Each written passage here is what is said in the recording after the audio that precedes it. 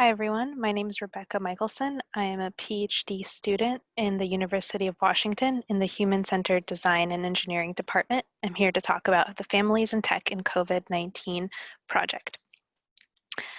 My team are a group of researchers and professors at the University of Washington in the Human-Centered Design and Engineering Department and the Information School. We created this project as a response to watching virtually overnight millions of people losing their jobs in the United States and schools needing to convert their curriculum to be online as COVID-19 hit. We applied to the NSF Rapid Program and received the grant to do this work. Our first research question looks into what tactics, technologies, and social resources families are using in the home at this time. We're particularly concerned with this tension between work needs, whether it's remote essential workers or losing one's job, and childcare as well as remote schooling. So we want to know what successes and challenges families are experiencing in this time.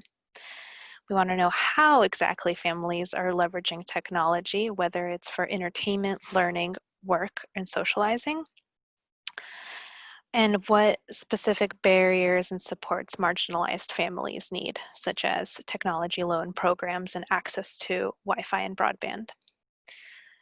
We are carrying families forward in this project to also envision potential solutions and co-design them to address their needs at this time. We're using the ARC, asynchronous remote communities method, which involves, in our case, having virtual Slack groups of three different family groups. And this method has been proven by McLeod to support participants in growing community and sharing resources. After an initial several hundred response rate to our screener, we enrolled 30 families. The first group is a racially diverse and economically diverse group. The second group focuses on single parents, and the third group focuses on parents with limited resources.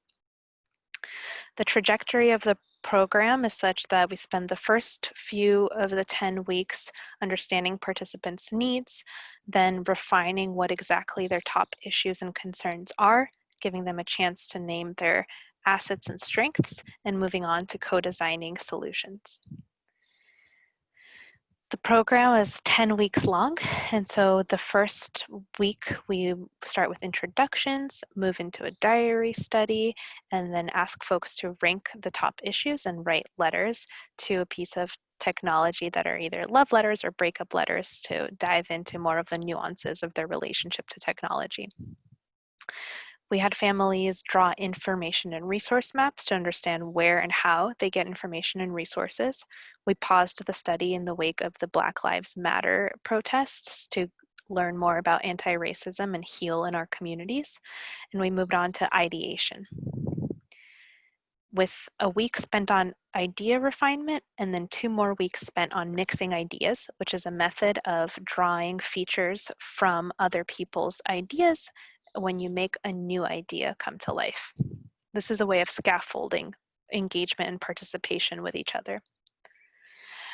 In a final week, families are writing a letter to their school communities, and we are doing follow-up interviews, and prototype design research will be informed by the follow-up interviews. Some of our preliminary findings are around improvements to EdTech technology, child needs, and advocating for how to support children who might easily slip through the cracks, and elevating the work that parents are doing as they work multiple shifts to supervise children during school hours and fulfilling their work needs. Primarily, there are a lot of improvements to the EdTech that schools are using for remote schooling. So we want to collaborate with parents, educators, designers, policymakers, and developers to share our findings. Follow along on Medium and Twitter, looking at families and tech. Thank you very much, and if you would like to get in touch, my email is rem23@uw.edu. Thank you.